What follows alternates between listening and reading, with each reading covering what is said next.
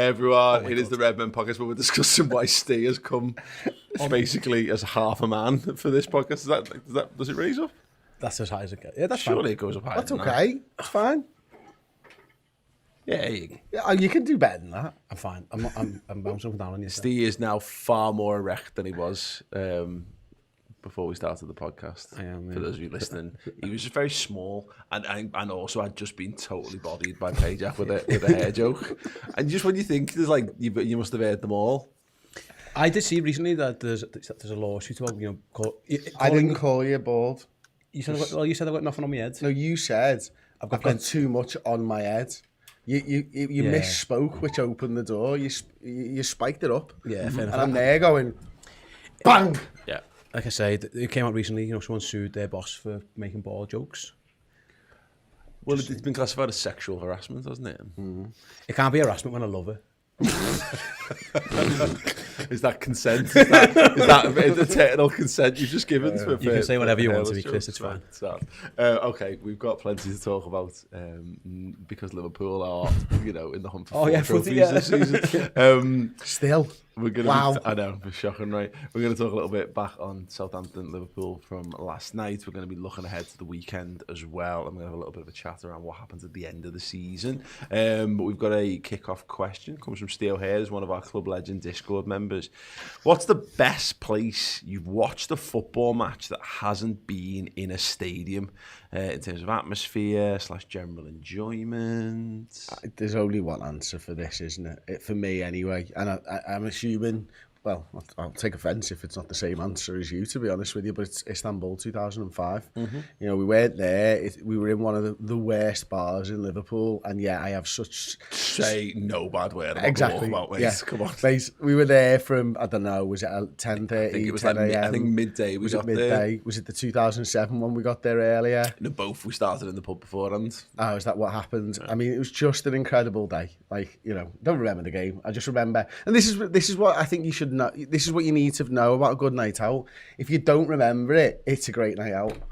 Yes, that's logical, right? Yes, I'll be all in on that. Yeah, absolutely. If you can remember feelings but not actual facts, then it was a good night weekend. Out. Yeah. Okay, then.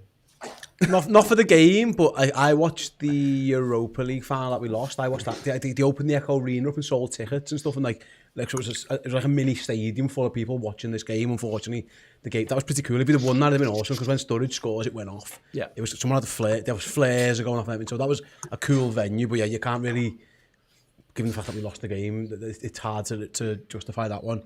So I'm trying to think. I think I travelled to one of the Cardiff finals without a ticket and didn't manage to get myself a ticket.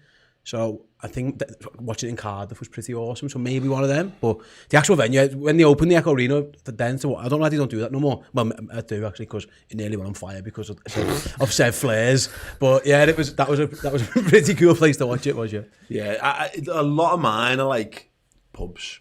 You know what I mean? There's not many where I've happened to up a mountain watching it, you know what I mean, with some random people. I watched one of the derbies that we won. I think it was the Dirk 2 penalties one. I think it was. Remember when Jamie Carragher used to have that sports bar in town? Yeah. It's not there no more, but that was awesome in there that day, and it was going off. And it was again, obviously Everton were at home, and obviously every Everton fan goes to the game, so there was not many Everton fans in that gaff. It was plenty of us lot, and that was.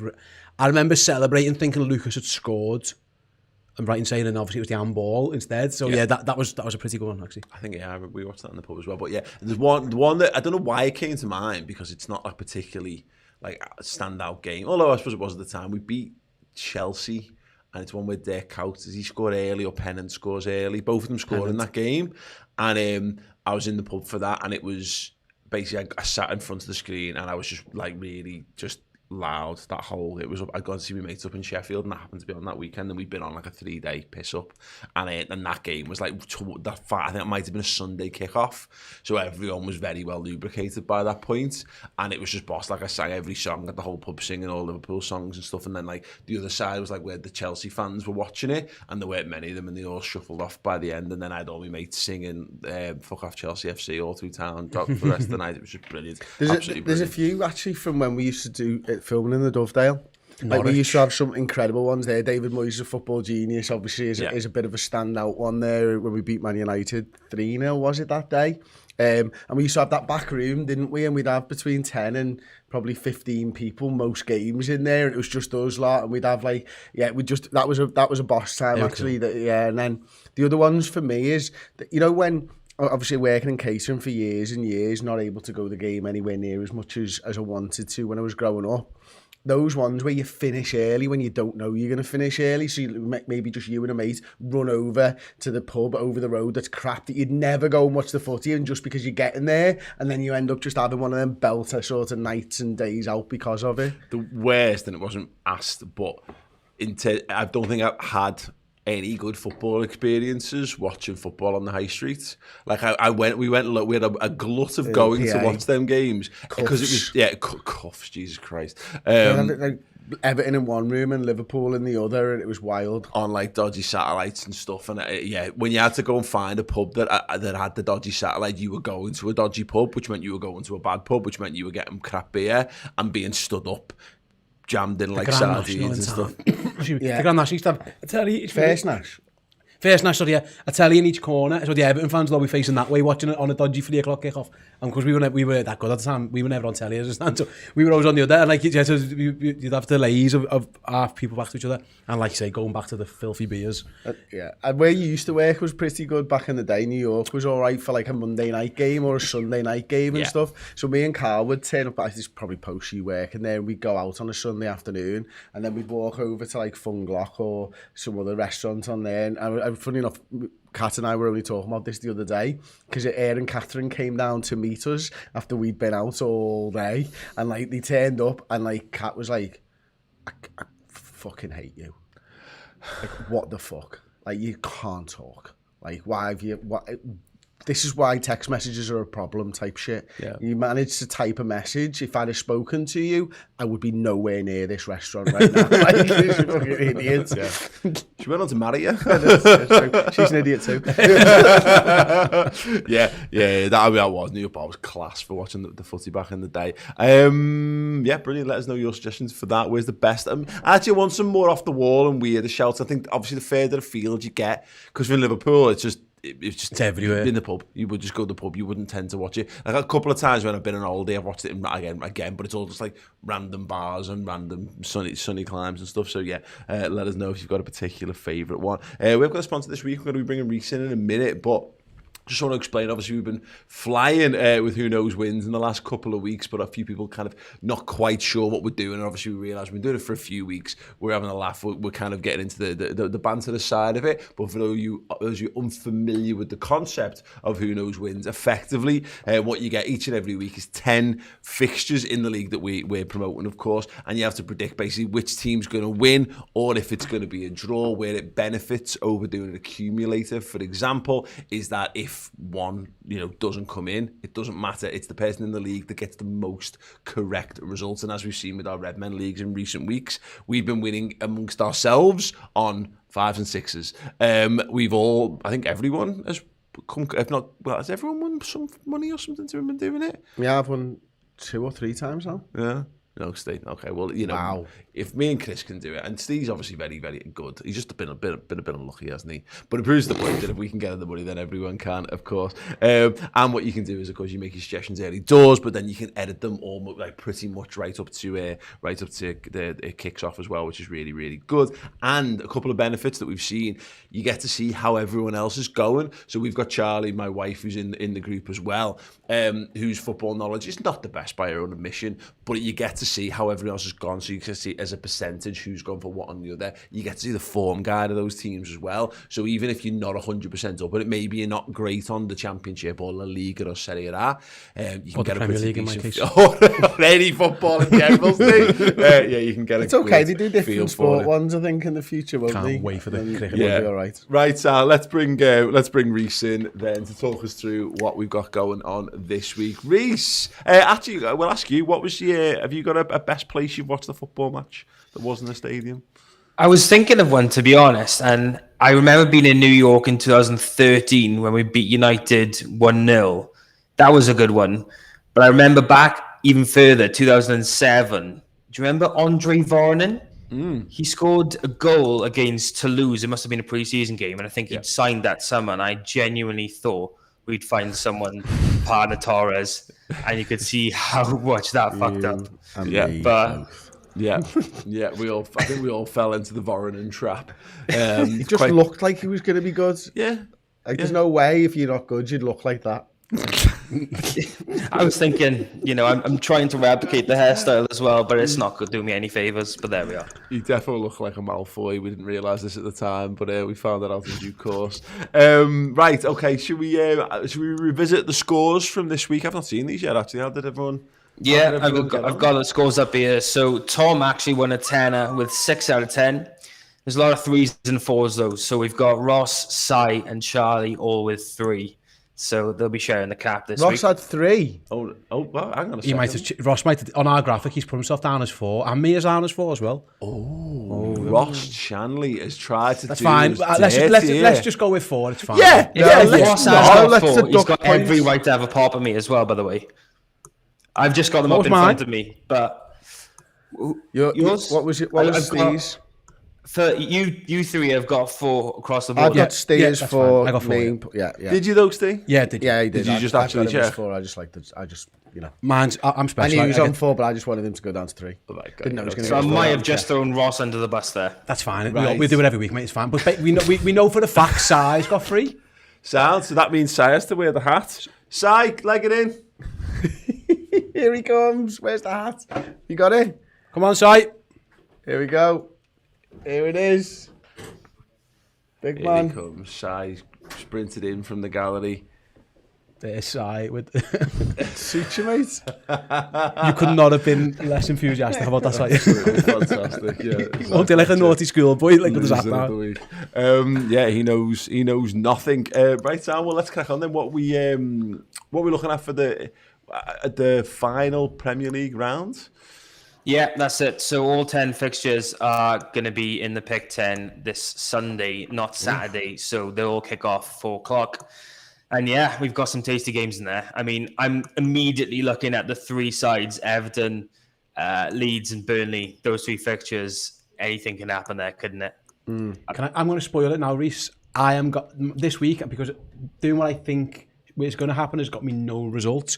So I've very much gone for what I want to happen. So in my scenario, just of all the games that happen, Liverpool win the league and Everton get relegated. Yeah. So I've gone for we win, City draw, Leeds win, Burnley win, Everton lose. Because trying to guess what I think is going to happen has saved me. I've got no money off it. Yeah. So why not wish upon a star? Because the flip side is, me thinking was, if I won money on the ones that I don't want to happen, it'd be like dirty money to me. I don't want that money. You better waiting for Everton to play the game. No, I want them to lose anyway. Okay, so Yeah. That's interesting. Just want, yeah. So Well, like the alternative, you mentioned, you obviously have got too high moral standards to go for the absolute opposite of that and potentially claw yourself back a little bit of happiness through success. through cash. Yeah. I am easily bought out, whore my name and all that. But yeah, no, I'm listen. I've been rubbish, so I might as well. I've changed my tactics. you had tactics. Yeah. Apparently so. Are these your picks, Chris? No, these are size picks. Oh, wow. Yeah. So we're getting a little insight into the man who lost last week, what he's Don't gone do for what this he week. did. Which, by the looks of it, is just go with the highest percentage every single. No, we've gone No. City's drawing. He's Yes, gone home. Yes, Love that. Side's See, I went definitely Liverpool draw in last week's. I went Liverpool to win in 90 minutes, knowing full well that it was going to extra time, but just more hope rather than expectation. It didn't work out for me then, Steve, and I don't want to, put paid to your plans this early on, but yeah. You can put paid to his pans as well if you want. I will, absolutely. I love pans. I'm a pan man. Sal, Reece, anything else you want to let the people at home know? Yeah, so last week we had one guy get 10 out of 10 right, won 6,500. So, and then, actually nobody got 9. So we had 4 players on 8 out of 10. They were 135 quid. But just a side note, I backed City to beat West Ham last Sunday. And look what happened. So I think I'll do the same thing again. I can't help it. I'm going to have to go with all of the worst for Liverpool results, I think, because I always feel like I can't, I don't like backing things to go for Liverpool. I feel like it going well for Liverpool is its own reward. Like somehow the universe doesn't want me to be double happy. So I have to be... I think the universe quite likes Steve. because yesterday he put a bet on Liverpool centre-half scoring a goal, but he went for Canate rather than Matip. So I think it quite likes him. It's like, we want you to feel like you had a good one. Yeah, you feel like you're close. Still going to take your money off you. Yeah. Sound. Brilliant. Yeah, so you optimistic for this for them, Reece?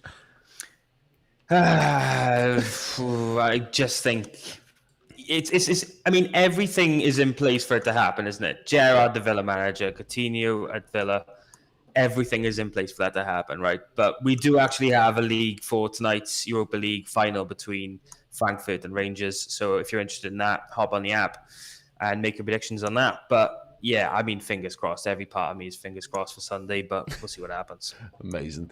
That's a very, very hard to get out of your mind visualization that every part of you is fingers crossed. I'm not even sure how that works. I've had a twisted bollock before, actually. It's really painful. I wouldn't recommend it. Right, Sal. Right, Reece, thank you so much for that. Cheers. On that note.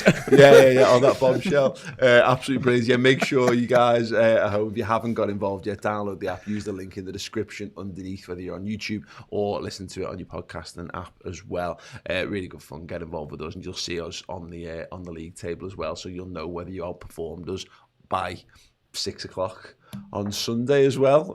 So yeah, very, very good stuff indeed. One big push, and hopefully, either you're being double happy or you counterbalance some sadness. Either way, do what you got to do on Who Knows Wins this week. Right, sound. Let's dive into it then, boys. Thank you so much, Reece. Pleasure as always. Liverpool, Southampton. I went. It was an absolute belter of a time. It was just Oh, sorry. Actually, before we do, I want to dive in. We got Jurgen Klopp from the press conference. So let's listen to what he said post match. Oh. Yeah, I think incredible performance as well. So making 9 changes. If it wouldn't have worked out, it would have been 1,000% my responsibility. Now it worked out, and it's 1,000% the boys' responsibility, because I can ask for a lot. The boys have to do it, and I thought they did exceptionally well. I saw incredible performances tonight. I saw a group reacting on a blow. I didn't see it back, the situation, but I think, at least I thought it was a clear foul.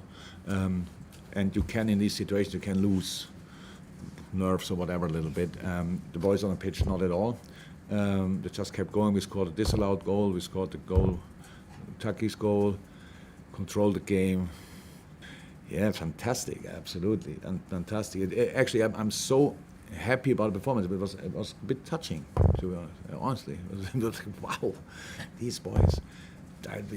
Like having Ferraris in the garage, and then you let them out, and they directly do like this. It's really tough for the boys, but they own sometimes. But whatever happens this year happened because of this group.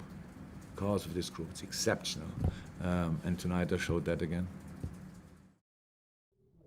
Yes, check out the full Jurgen Klopp post-match press conference, available for free through Redmen Podcasting apps and all that good stuff, like Spotify, for example. Apple Music is my go-to Apple Music. Apple Music, yeah. I go for, yeah. But other Apple, no. The edit's other using iMovie as well. Listen. Yeah, let's just talk, because obviously I can't. Again, for free on the YouTube channel and for free wherever you get your podcasts as well.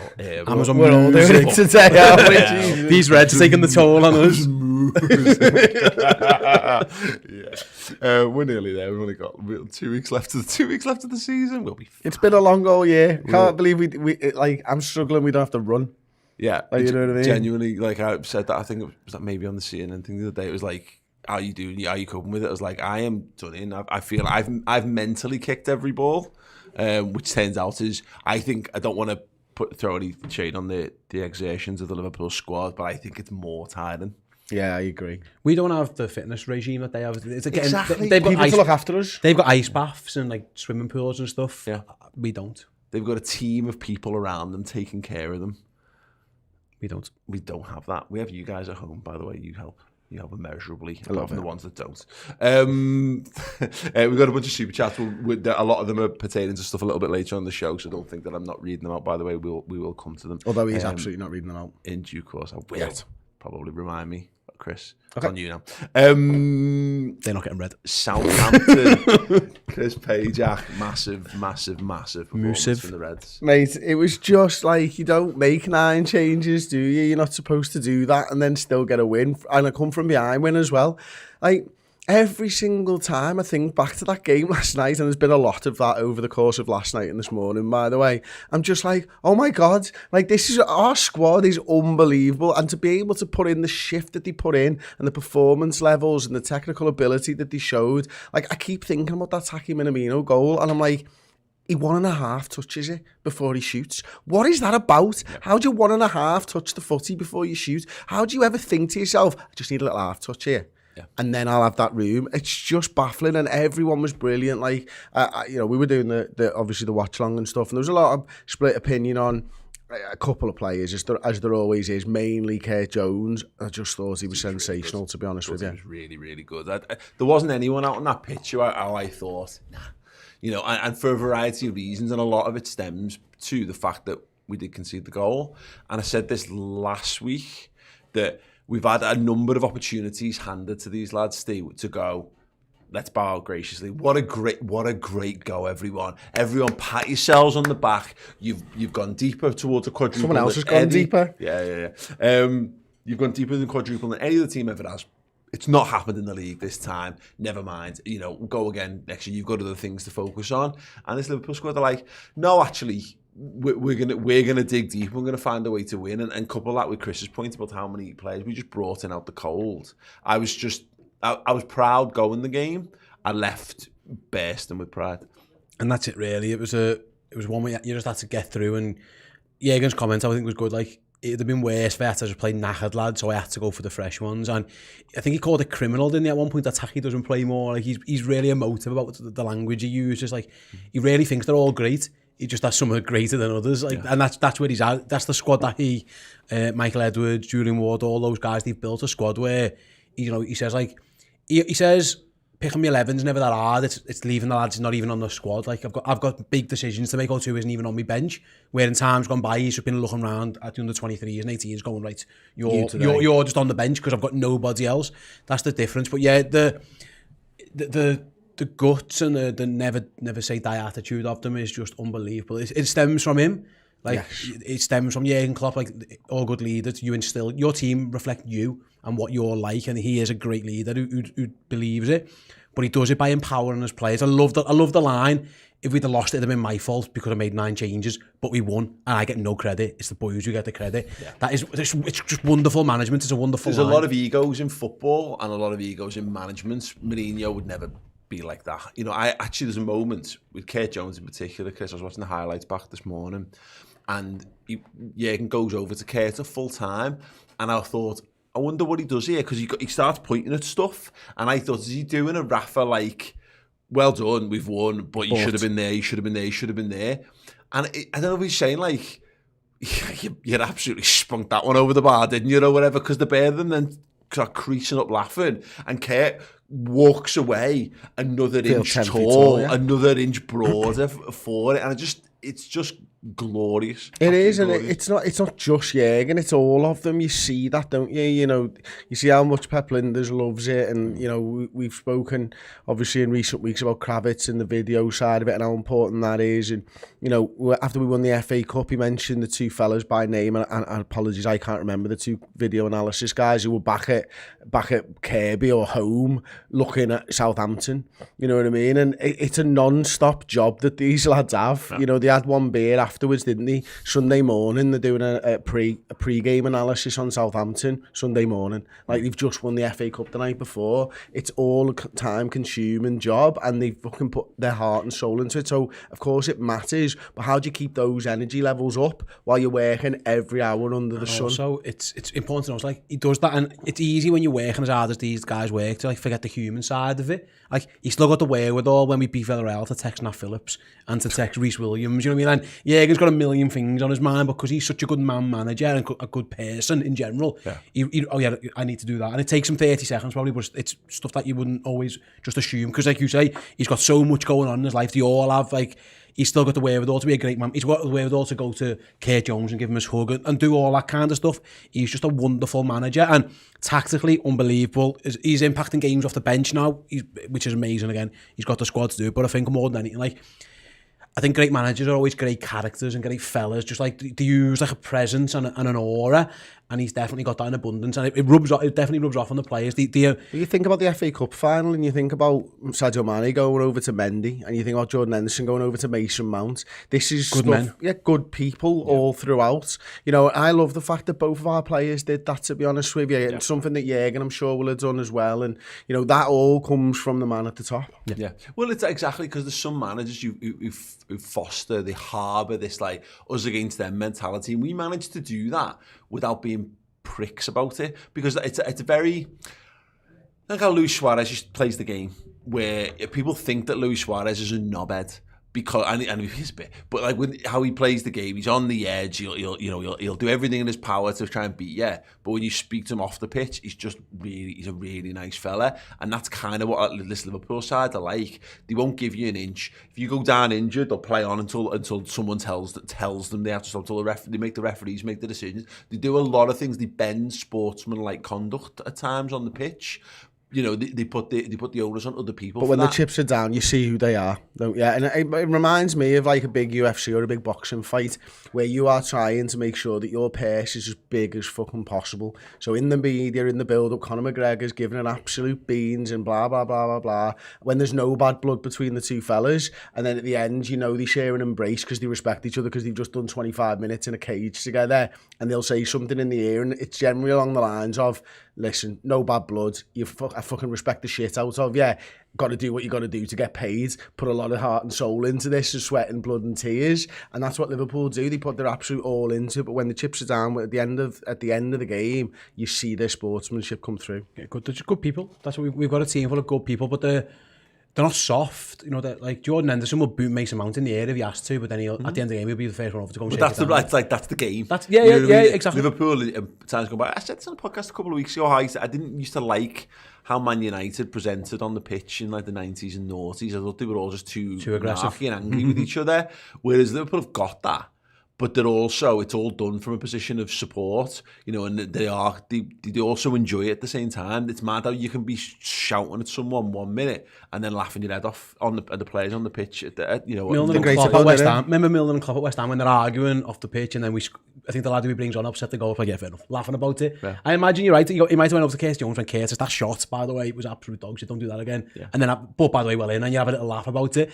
Was it Lucas who had that shot towards the end of his career? Yeah, and he's laughing his head off at him. It's the same thing, isn't it? It's like, won't do that again type of thing. Yeah. Because to the point, Jürgen just loves footy. And he loves all the things around it. And actually, we're going to talk a little bit on Podcast Extra this week. I want to talk about the fallout from the whole, you know, national anthem boo and stuff, and how Jürgen's kind of portrayed himself. We'll be doing that on the Podcast Extra on Redmen Plus, which will be live after this podcast, of course. But it's another example of him just being a wonderful fella. The thing that to add to all of this, Steve, is that Liverpool actually had to come through more adversity in this game as well. Obviously, they got the goal down, deflection goal, but Joe Gomez going off. I don't think Jordan Henderson at half-time is the plan, you know, and he comes on and he just dominates the game completely. But that was another example of that, where if things hadn't gone our way, we could have felt a bit sorry for ourselves. Jordan Henderson could have been like, oh God, I'm goosed. I was really looking forward to a game off ahead of these two big games or whatever coming up. No sense of that whatsoever. Everyone else's level went up around them. Harvey Elliott was even better. Curtis Jones was even better.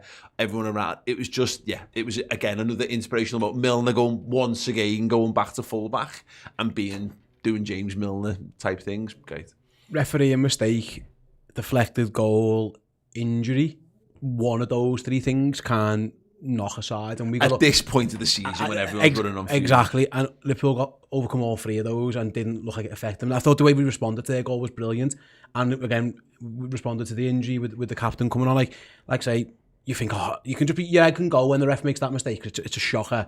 Your head can go when they score a deflected goal, like loops over the goal. Your head can go when it looks like a bad injury to Joe Gomez. So yeah, you're right. It's just another case of, right, we go again. And Henderson now has had to do that a couple of times. He's meant to have been rested in the last 2 league games and has had to come on early, you know, a half time in this one, in the first half of the last one, and he's responded amazingly, because you're right, he could be like, I am knackered, I'm due a rest. It's like, no, okay, captain, armband on, let's go and win a game for Liverpool. And he embodies it all. This team is narrative resistant. Yeah. I think, you know, and we've seen it for years. I remember the excuse resistance. It's a really weird thing about football. It's the thing that makes it very hard to quantify the sport, and it's why it's you know, obviously more and more we're getting closer with analysis and analytics and data and all that kind of stuff. But there's things that happen in a football match because of the flow of a game, which is the thing that's so hard to sort of account for, Chris. So there's like something will take a deflection, and sometime a goalkeeper will just snap and he'll save it, and it's one of the greatest saves ever. But sometimes goalkeepers, like, I remember having this in games where I remember something going past me and being like, I'm not sure why I've watched that go past me, but I have, because it just, sometimes things just happen in football matches, you go with it. Liverpool are very good at being like, no, they're very good at writing narratives, and they're very good at resisting narratives that sort of paint them into a negative corner. Yeah, I think it comes from Sunday League, mate. I think Jordan Henderson was in Sunday League shouting 0-0 every time his team scored, and I think he's taken that through. I think if you're close enough to the centre circle when we're winning games 4-0, Hendo's go 0-0, lads, come on, and that, it's kind of it. If like, I'm joking around, of course he doesn't do that, you know, he, of course, but that's the type of mindset that you have to sort of have, isn't it? That you've just got to keep going, you've just got to keep ploughing the trough, as it were, and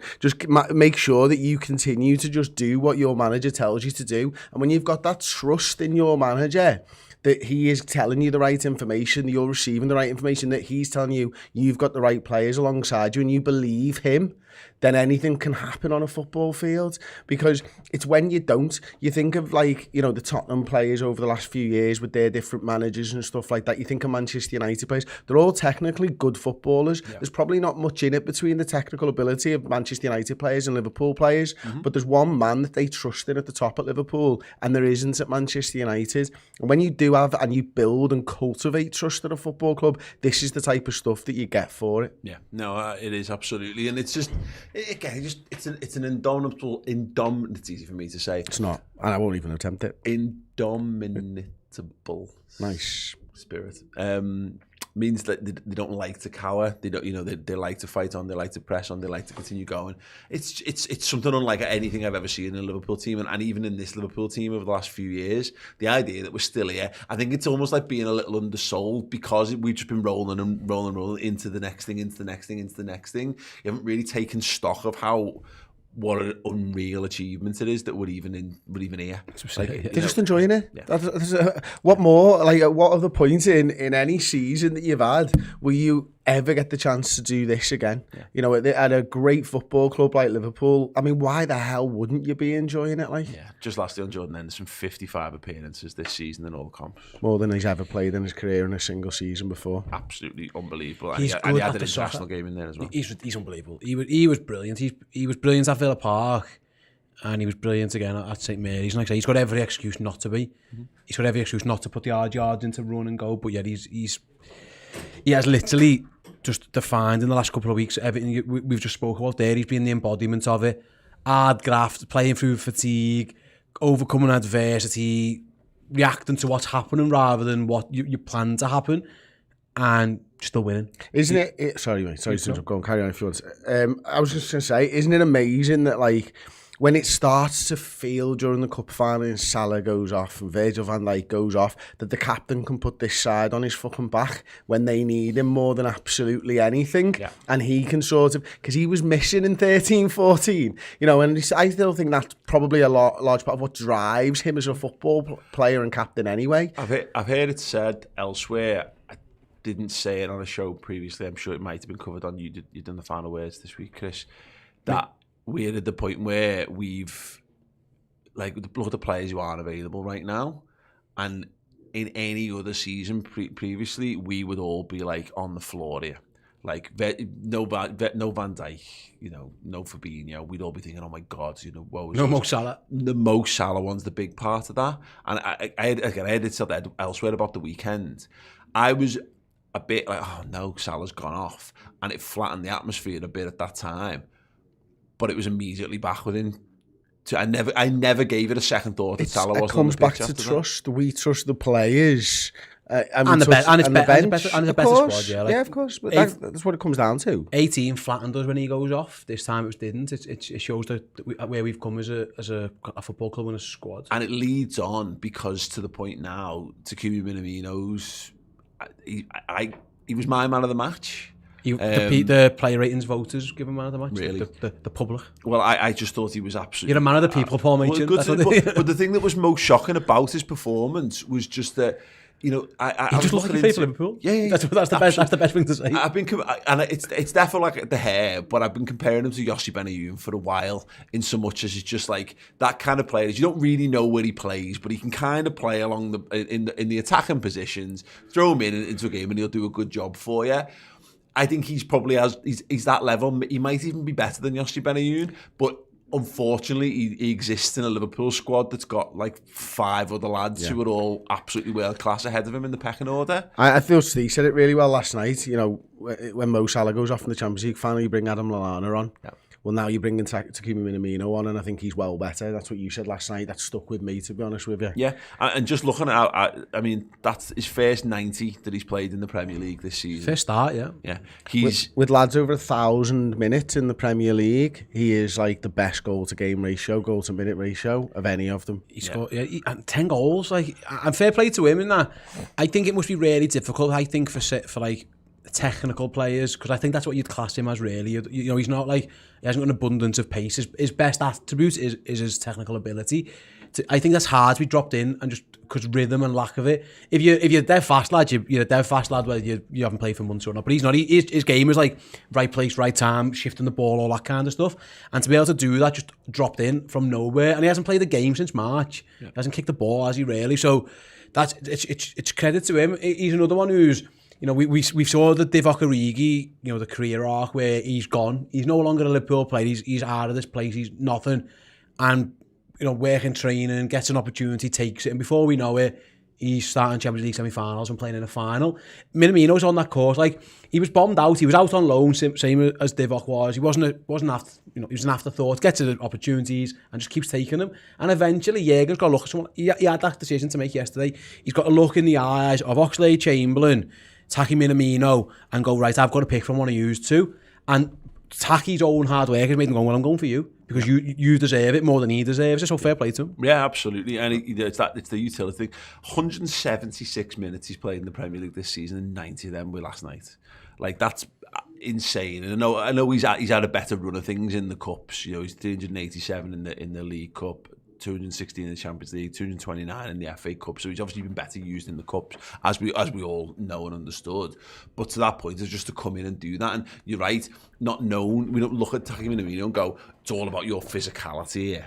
Or like, he's not like, you know, you're going to run all day for us or whatever. He's not Dirk Kuyt, and he's not James Miller. So he's not, you know what I mean? All these things. So, but I was so impressed by that, because the fact that he just kept going and kept going and kept going right to the final whistle, when, you know, there'd be lads and other teams you'd be dropping on 60 there. You know, the fact we have to, and I don't know whether this is all tactical or all part of a wider plan, but like Elliot doesn't get to the 90. We make a decision over him, and Taki Minamino stays on, and I was a little surprised because of that. You know, well, surely he can't, but the fact that this is the thing, is a decision's been made there. Isn't great for Oxlade-Chamberlain that he's not been given the nod, but to the point, Taki Minamino, you've been mad to play Ox at the right wing there anyway, I think, wouldn't you? You know, Taki Minamino was Taki deserves it. He comes in before Oxlade-Chamberlain, I think. Yeah. You know, Ox might have a shout at Harvey Elliott's position, but even then, I'm not sure. But you know, it's by the by, isn't it? What I loved about Minamino last night is his movement for that first goal. Like, you watch him, the ball's out on the right wing. He's back to goal. He's got his man there. And the ball's just about to be played into Jota. Is it James Milner? Does he whip the ball? No, Gomez, isn't it? Gomez, sorry, right. So the ball's about to be whipped into Jota, and he's there, and he's looking at him, and he looks around, and he looks around again, and he sees Jota. And as the ball goes past him, he realises it's not coming to me. He turns into the space that he's just looked for. because he's already looking, right, if I get the ball, I'm controlling it, where am I going, where's the space? He turns into the space, and by then, the fullback or the centre-half who's with him on the outside, he's dead to rights. He's never getting back in the game because Taki's had a quick look around while all this is going on and found himself that little bit of space. Like, it's brilliant, and he does that time and time again throughout the game. He's predatory in the box. He really is. He's finishing mental good. Yeah. yeah. Well, and it's mad because he's our 5th top goal scorer this season. As you mentioned there, Chris, 24 appearances, 10 goals. And a lot of those as well, it's a minute here and it's a minute there. And that's why you're right to talk about his goal contributions to minute ratio is absolutely ridiculous at this point. But then you look at that, like Divock Origi's got 6 this season. And I feel like Divock's contributed more because Divock maybe just draws the eye more and we know that's what he's there for. But Taki's just gone about his business. He's the perfect example of the kind of player that you would normally call upon at this time of the season and you fucked it. He's Iago Aspas, or he's Victor Moses, or he's whatever. There's very 13, 14 vibes here, but that's what. But history's littered with teams who won the league who use those lads as well. Who's that fucking Macheda or something for Manchester United? Yeah. I mean, like, they've had so many of them themselves, haven't they? There's also the flip side of that, and could Minamino end up being one of those guys instead? It's a Batshuayi wins the league for Chelsea one time. And so, it is, you're right. And again, I writ him off, and I've said it on a few shows that I don't mean to repeat myself too much. Right? I was happy. I was writing Minamino off. He was another one. He was in me crap club. He's really good. Like, hands up and say, yeah, I'm absolutely wrong. I'm glad to be wrong. And we've lost perspective on, I think, how good footballers are as Liverpool fans. Yeah.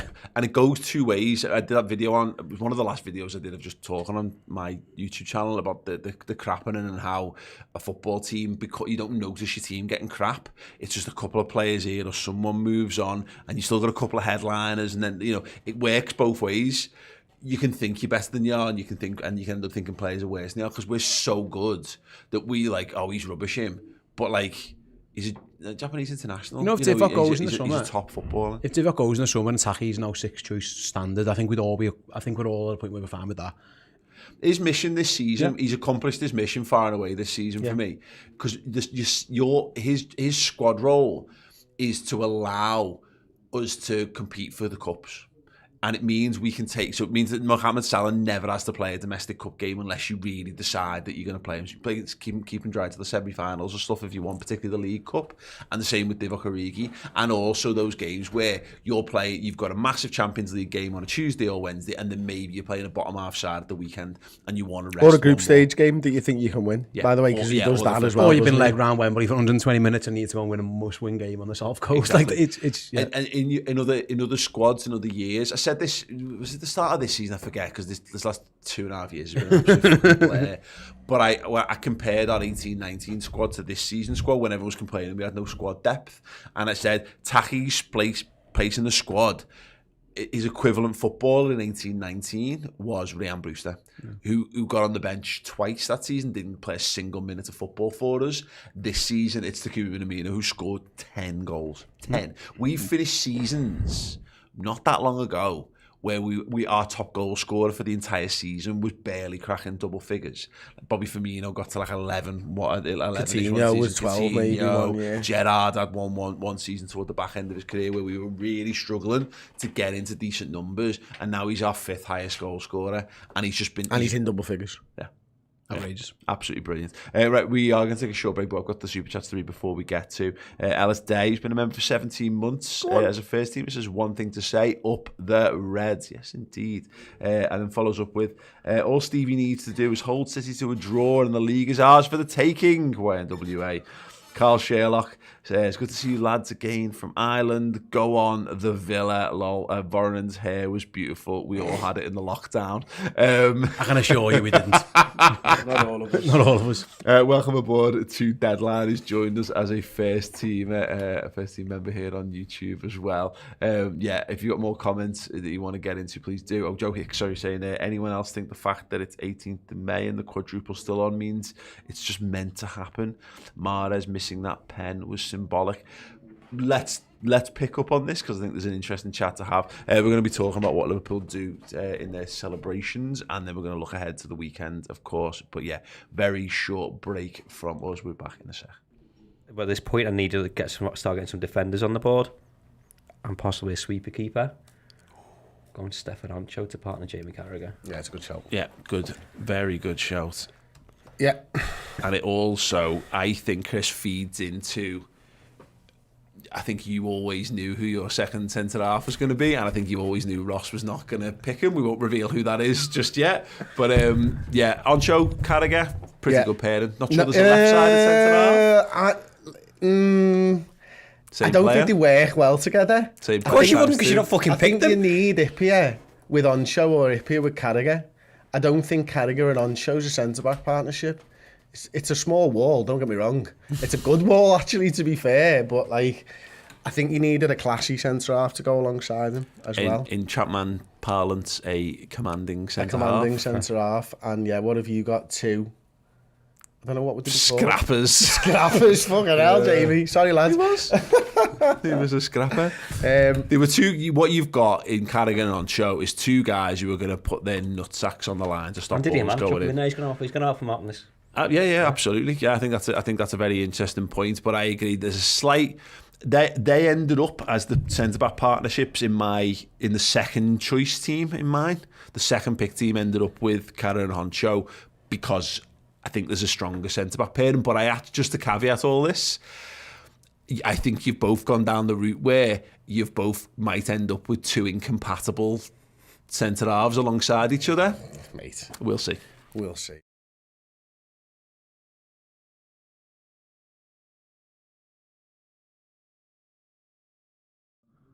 Hey, yes. Check out the LFC draft. We've got 2 episodes streaming exclusively over on Redmen Plus. Episode 1 led to the now infamous Ozan Kabak nationality debate. And episode 2 was a little bit more sedate, but no less positive an outcome for Chris Pajak, probably. No, I think ultimately I've lost, haven't I, again? I listened to it on the way to Aston Villa. No, you know what you do? You get in your own, you get in your own head, you pep it.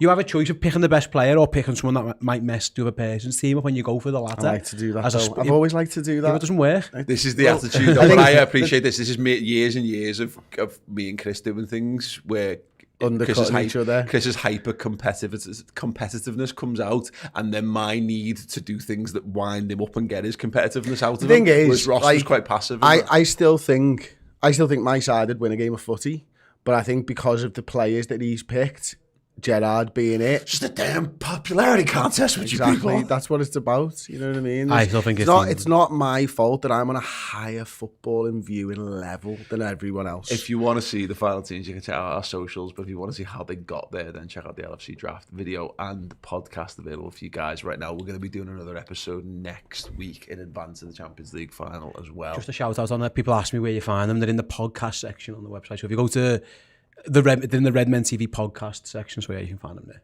Absolutely, yeah. So if you want it in your podcasting app as well, you can get it there. I listened to it on the way to Aston Villa, the whole show. Yeah. And I started it as I got to the junction of where the ground is, and finished it as I parked up. That's how long it took me to get off the motorway at Villa Park. Yay for traffic. Yeah. Right, sound. Before we talk about Villa and Wolves and Man City, I want to just ask the question because I got asked it on the telly yesterday about like what does success look like for Liverpool, and there's obviously some debate. I believe as it stands, they're saying Liverpool basically have to win the Champions League or the Premier League in order to have a parade. Is that right? Because I keep saying they're going to parade both, and I keep hearing people keep telling me they're not going to parade both. They're not going to parade just the cups. Don't know. So the question it kind of poses is, I know what my answer is to this, like, but there should just be a parade, right? If you know, regardless of what happens, it'd be a bit annoying to have to wait another 2 weeks and potentially like you could like have some disappointment before you do it. But surely Liverpool will pull out all the stops on this one, regardless of whether we add to the domestic cup. Yeah, I've seen Liverpool parade the FA Cup before. Yeah, exactly. Just 2006, they've done a parade for the FA Cup. Well, literally, we haven't won multiple trophies since 2001, but since then we won the League Cup in 2003, FA Cup 2006, League Cup 2012, Champions League. You know what I mean? I get not parading if you just win the League Cup. I get that because it happens in February by the time it gets to the end. But I think you parade the FA Cup if you win it, personally. So I think they should do something. Yeah. Again, it's whether the players want to. Because if it goes the way where that's the only two things you've got, their heads might be a bit kettled. You know, because things have gone wrong on the last day and things have gone wrong in Paris. So that's exactly what you need as a footballer. Yes. You need that pick-me-up the next day, and to see what would be probably 500,000, 1 million people appreciate what you did achieve, not what you didn't achieve. It's all what you did achieve, and that is what kicks you on into next season, instills that drive to go and do better again. So whether they'd like to or not, it, for me, is irrelevant. I think they should parade the FA Cup. They should absolutely parade them both. Ross has just sent me this. So apparently Liverpool City Council's confirmed there will be a victory parade only if Liverpool win the Premier League or Champions League final. That's a bit disappointing. I think. I mean, yeah. But there's a quote here. It's what it is. Like. It's a staging an event of this scale does not happen overnight. Our events team is among the best in the world. Blah blah blah. Right, whatever. I think it can literally be cancelled overnight, though. Yeah, yeah. That's what you're telling me. I think Liverpool will.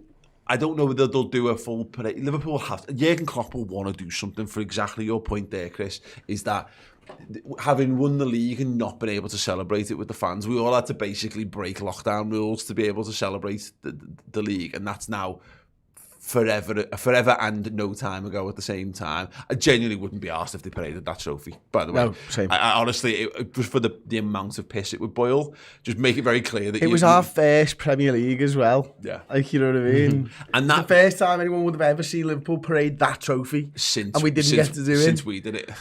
Yeah, yeah. The only Liverpool team to parade a Premier League trophy. We're the only managers that ever paraded a Premier League trophy on a double-decker bus in Liverpool. I do check out that series on Retro Football TV, by the way. Yeah, spoilers for that, by the way. Just ruined the entire series. But honestly, we literally hired an open-top bus and we literally paraded the Premier League trophy through the streets of Liverpool. Some choice words were thrown at us as well, to be honest. Yeah, but if we can do it, they can. And I wonder whether there's something where, yes, you might not be able to organise the entire city, which is fucking stupid because it should be prepared for Liverpool winning the Champions League anyway. And you just keep up with those plans, whether they've got it or not. But whether Liverpool just do something where they go to the main stand and they go off the podium on the main stand or something, and they block that off. People go in and then they hang over the side and show the trophy off or something, because that would be. It's just. We were promised a Premier League parade. When the time's right, we'll be able to do it. And the time was never right. And it ended up, we were so down in the dumps with how that season went. And it became too late and we'd already lost it by the time COVID restrictions were released enough. This would be honestly, I would be heartbroken. Not only because we've not won a Premier League or a Champions League on top, we've had to live through that. But if we don't get to parade something. Be sad. I think they should be doing it. I think they should. I think you played the FA Cup. I think you should. Yeah. So yeah, we're getting no arguments from me. Yeah, I completely agree on that one. Hopefully they do find some way to it. Well, hopefully it doesn't matter. Is the answer. Yeah, hopefully just win the Champions League. Or the Premier League. Or both. Or both, yeah, absolutely. If we're going to hope, let's do both. And we'll stay. Right, without further ado, let's talk about the weekend. We've done it. We've taken the quadruple chase as deep as it's possible to take it. The only way you go deeper is to literally parade both trophies the Sunday after the Champions League final. Astonishing stuff, of course, but I'm glad, Chris, that we didn't have a goal difference chase. Now, look, I mean, am I right? Is there still a permutation? Is it like Man City lose 7-0 and we draw 5-5? Did I see on Twitter where we can go to a playoff? Yeah, I think in that situation you might win the league. 6-0 and 5-5, I think was the playoff. Was that what it was? Yeah, it's crazy, isn't it? It's ridiculous. But look, the team last night didn't have a chase in it. It would have been a different team had there a chase been going on, which then says, what does that mean for Wolves and winning that game anyway? Now, as it turns out, here's what I've been thinking about since last night, is that for all the whinging about, the game being on Tuesday and we'd rather it Wednesday, but you can't go up against Europa, it's actually worked in our favour. Now we've won it. Because we've got a better chance of winning the last game of the season. Yeah. Now that it's been done. Now, if it had been Wednesday or Thursday this week, does he make those 9 changes? Are the lads quite as rested as they would be going into Wolves in the Champions League final? Probably not. I don't think he makes 9 changes if it's Thursday, to be honest. But now you got to go, wow, maybe thank the lucky stars a little bit there. Yeah. 5 days off. Once you've won it, it's ideal. And at the time, Jürgen was kicking off, but now you've got through it. Now you've got the 3 points. It's like Wednesday, Thursday, Friday, Saturday to do your rest, recuperation, your preparation as well. So yeah, it's and obviously we don't kick off till 4 on the Sunday, so there's plenty of time and rest for the likes of Sadio and Trent to get in the legs. So yeah, it's perfect, and it's just ideally it would be in your own hands still. There's no way you can't beat around that bush. You know what I mean? The fact is someone's got to go and take points off Manchester City at the Etihad, which doesn't happen very often, if ever, really. Not few teams can go and do it. It just so happens that when Brighton had to play them a few years ago, Brighton had nothing. There was no reason for Brighton, and they went 1 up actually, didn't they? And then in the end turned around. But now at least we know there's a fella in the other dugout, and he won't say it publicly. He'll go, I just want to win 3 points for Aston Villa. Yeah. And they know, we've got a tough game. They've got to play on Thursday as well, Villa, before they do this City game. But at least we know now he's up for it. Like he'll do whatever it's. He'll be desperate for his team to get something out of that pulling game. Double shifts.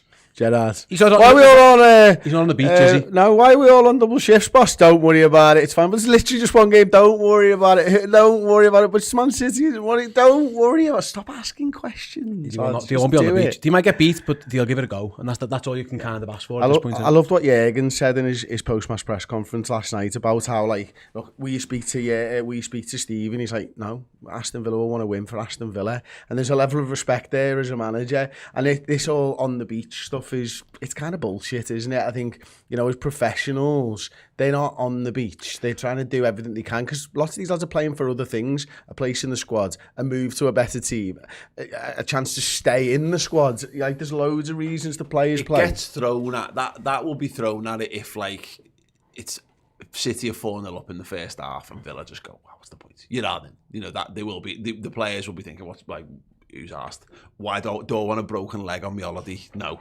We've all got holiday tomorrow, lads. We've all got to go work in the morning. Yeah, we've all got to go on holiday tomorrow, lads. Nobody's 0-0 still. Keep them tackles, will you blade?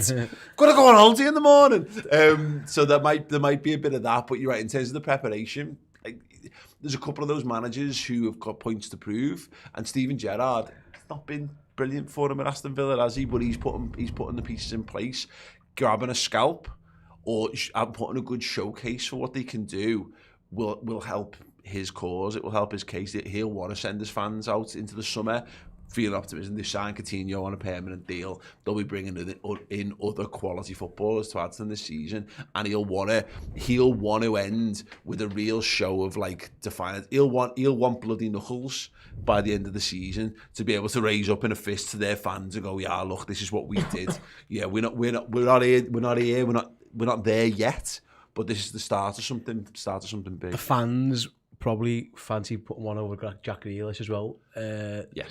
Which is over in there. Like, did you see this tweet? I don't know how true it is. In fact, it was Micah Richards saying it, wasn't it? That apparently Villa get 15 million quid extra for he said it on one of the programmes last night, didn't he, or something like that? Because he was saying, like, oh yeah, there's like Gerrard, blah, blah, blah, but there's a business factor to it. And basically, I mean, his illusion was Gerrard will roll over for 15 million quid. It was reading between the lines. Yeah, I think as a pundit, you can't put yourself in the position of a manager, especially a pundit with such bad morals, actually, in terms of the game, as Micah Richards.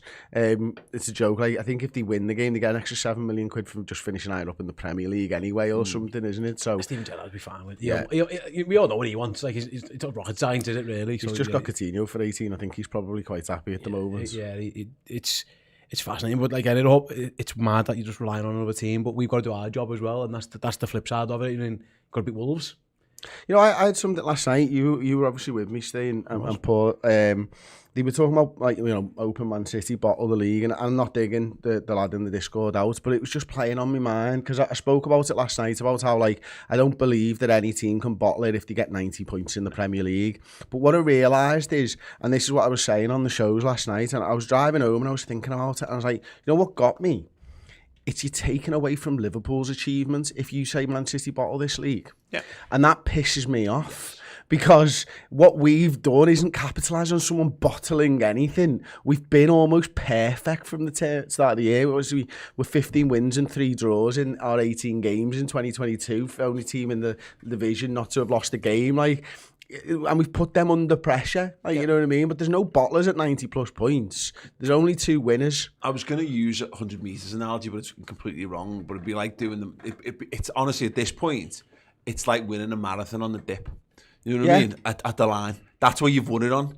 And if you can imagine that, imagine it more from that perspective. 2 athletes have just gone the distance, gone a ridiculous distance. You know, we've got 3 half marathons in, by the way, while we're doing this. We've just sacked off at a water break and done 3 little halves. It's true. But that's the thing. And it's very rare. You tend to see that in shorter distances, don't you? Things go close, whereas over long distance, you tend to have someone who pours it on and gets the win or is miles ahead from the whole thing. But the idea of having done that and then to lose that on that, it's no shame. It would be devastating, and it would be more devastating for Man City at this point than it would be for Liverpool because of the fact that City have had the lead. But you're right, the idea of it being bottling is that's just a bit of modern football banter, that, isn't it? The flip side is probably because we experienced it from a couple of seasons in 18-19. There was all Liverpool bottled it, which was horseshit then too. The flip side is if you lose the last game of the season at home because the pressure gets to you, then maybe what is... Well, yeah, okay, so if we lose that last game of the season... If City lose it... And they lose as well, then, you know, okay... No, I don't think it's bottling. No, I don't think it's bottling. It's like, it's a fucking... All right, we've had more games, but they're still 50-odd in, and you know what they've done in the football they've played, like, it's not bottling. No, not so much bottle, but I think... to an extent, like, will the pressure get to them? Because there's very few circumstances where Aston Villa beat Manchester City or draw Man City. So it might, if they're going to do it, we need to hope that maybe there is a slight mentally fragileness of back typical City that they've always talked about. Well, we saw nothing for Man City, and that's the thing, and they'll be fine, probably. Isn't that Arsenal? It's going to be a belt of that, isn't it? But to the point that, this is their season in a game of football now. 90 minutes to deliver there. It's between success and failure, and that's the difference. And that's not a bottling thing anymore. Is that a Man City side that finishes the season empty-handed, having been in the driving seat, because as much as we were in the cups, injury time away from a Champions League final, and last game a penalty away from winning the league. It is just so fine margins. It's crazy. Really, again, I've said this a few times, but I don't really believe in like narratives so much in fate and all that to an extent. But if you did, and if you do, it's just kind of written in the stars a little bit, innit? This is how it's went. This is how if Liverpool win a league, this is like the movie finishes. Your old hero doing yourselves a favour, redemption and sacrifice and underdog nature. Yeah, it's kind of all there as a story. It's not bluster for me or bullshit. I'm not trying to pretend I'm something I'm not here, but I honestly couldn't be calmer about this, and it'll depend how the game goes. Once the game's happening, and if something goes our way, or you hear that City are behind or something, that will be a different kettle of fish altogether. I was saying it needs to happen at the same time in the 90th minute. They need to be like 1-0 up, and we need to be drawing 1-1, and it just all to happen at the same time. That Villa score a goal and we score at the same time, and that's the only way that I'm going to be able to get through it. Because if we go through Brighton again, it's like you hark back to all those feelings of what happened then and all that. See, to be honest, now because I'm here and I'm calm. Because again, Liverpool, we've banked trophies now. I'm happy. As far as I'm concerned, we've reached the success threshold. Anything else that comes on top of it will be not just a bonus, but will be uber success, but ridiculous. I honestly, we sat here now. We've got 2 games of footy left to go.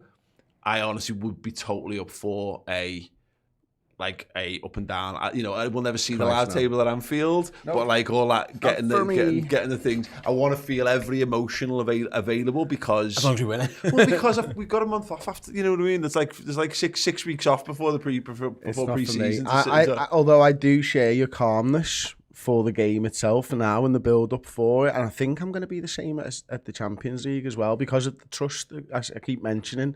But for me, it's like, I'd probably be more nervous if we were the ones who were in the lead, because yours to lose. You just, and then it's all like, oh God, I've seen this game before, 40 shots and no goals, and someone hits us on the counter-attack and all that. There's none of that. We just got to go about our business and just hope, basically. Final thing you have to put in, freeing.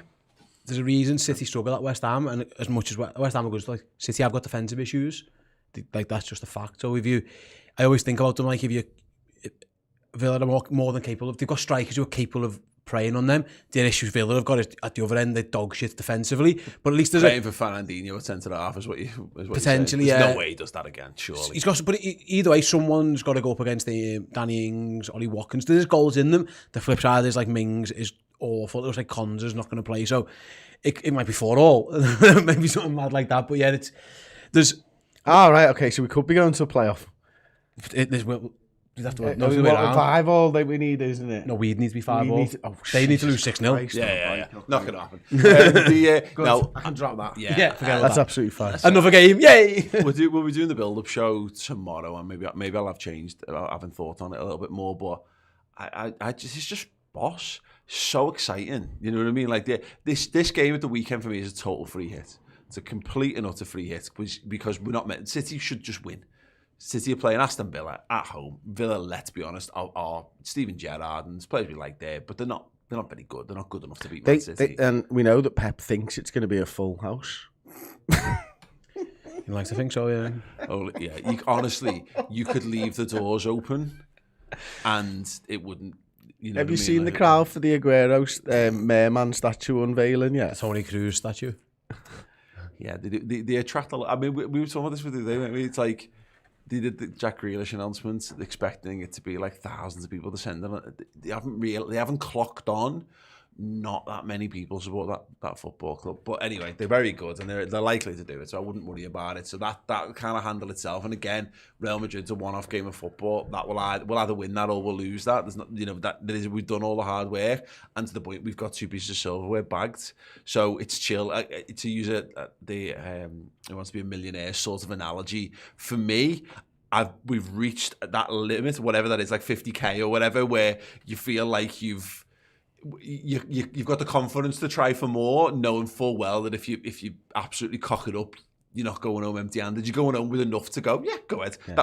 You've banked your first 5 questions. You're at more than £1,000 now. You've probably gone 10 questions. It's like the 32 grand level it used to be, didn't it? Yeah. That's the point. It's fine. I'll spin the fucking wheel at this point. Like we might get $250,000 or $1 million laughing, but. Worst case scenario, we're having a good year off the back of what we've got so far. So yeah, I asked the question to our Club Legend Discord. How are we feeling for Sunday? Jith says he's going to be in Liverpool for our live show. So excited! Yeah, we are live. The tickets are sold out for that. There was 2 tickets left that I last checked. Sounds 2 tickets left. 2 tickets available for our live show, Hotel Anfield on Saturday evening. Get them quick. They might be gone by now. You said there's no pressure on our end. Completely agree. Jack says I'm excited to meet loads of people who inspire me. All the pressure is on City. Yes, and Castilla uses the. How I Met Your Mother. What's that other one? Big Bang Theory. Yeah. There you go. Sheldon breathing in a bag. Yeah, good. It's the point. What I kind of said to you, you asked me like this morning or last night. Like it was yesterday. Like how I don't know how you've got the energy to go and do the Southampton thing. I'm wrecked, and it's literally because we're nearly there now. Like these weeks have flown by. It's astounding to me that we're at the end of another season. I really don't know how it's happened. I still feel like it was the title winning season was weeks ago in some regards. The flip side is I feel like I've worked here forever. Yeah. It's been like 4 months. I think it's like 6 months, 7 months. But this is the thing. It'll be done. And I said this last night. I think I did it on the vlog and I did it on Instagram and maybe even post-match video because I believe it. You know, this team will change. I don't know what's going to happen in the summer. I don't know that we're going to start the season with Bobby Firmino and Mane and Salah and even like Ox and Origi and there's lots of lads who are in those kind of coming toward the end of the cycle. Milner coming toward the end of the cycle with us. I don't know what we're going to do with them. I don't know if we'll ever have a squad anywhere near this good again. No likelihoods. No, we chatted about them. We kissed up when we were driving home. Like to change the Champions League rules coming, in a year or two or season after next. Is it the odds of someone doing this are even smaller? So enjoy it. Just literally like a maximum of what. 200 minutes odds of footy left to be played in the season. Let's go and enjoy it. Case of that. Right, we will be doing a build-up show tomorrow as well. We'll be chatting a bit more in depth and detail about that. If you want a bit more chat about the game last night, in the Final Word show is streaming right now, video and podcast form over on Redmen Plus. And if you want more from us, we're going to be going into live Shooting Podcast Extra after this over on Plus as well. We're going to be discussing, as I say, the Boo and the national anthem stuff. I want to talk a little bit about Jake Daniels coming out as well, which I think is a brilliant story. And we're going to be taking a lot of weird, random questions, the kind of stuff that we couldn't really talk about in a public internet sort of forum. So if you want that, get that, and again the LSE drafts there as well if you want to check that stuff out. And we are counting down to the Champions League final after this week. How many days is it now? What? How many days is it now? After this, I said. Couldn't work it out. Is the answer not 10? Might be. It's the 18. There's no way. Why are you asking the question if it's not? Okay, the answer's 10. There you go, I can tell you. Yeah, as I've mentioned on previous And you shows, wouldn't know. we have potentially He doesn't know what got... fucking day it is. Fucking Southampton, off the Yeah. London, off the fucking Villarreal. The lad's got no fucking idea where he is. Potentially got interviews with 3 European Cup winning Liverpool footballers lined up on Redmen Plus in the build up to the Champions League final. So yeah, it's the So you perfect even time have to count that on his fingers, did you see? Oh no, that was 3. Yeah, 3 of them. Still got your wedding ring after all these chips away anyway, so Charlie's Charlie's been forgiven. Yeah, she hasn't asked me to chuck it in the bin and never come home. Sounds right, yeah, loads to come from us. So yeah, I hope you do go and check out Redmen Plus. It is very good. Boss competition for club legends as well to win a signed Jamie Carragher Day couch shirt and more to come over the summer and all. Gentlemen, thank you so much. Absolute pleasure. Hope to see you guys over on Podcast Extra. Thank you so much for checking the video out. If you want more from us, then do consider joining Redmen Plus, which funds everything we do here for free on YouTube. But not just that, we're going to give you a whole bunch of incredible Liverpool content in podcast and in video form, extra Redmen TV shows and documentaries, features and interviews with Liverpool legends past and present. Get closer to the city, to the football club that we all love on redmenplus.com. Click the button, head over there now.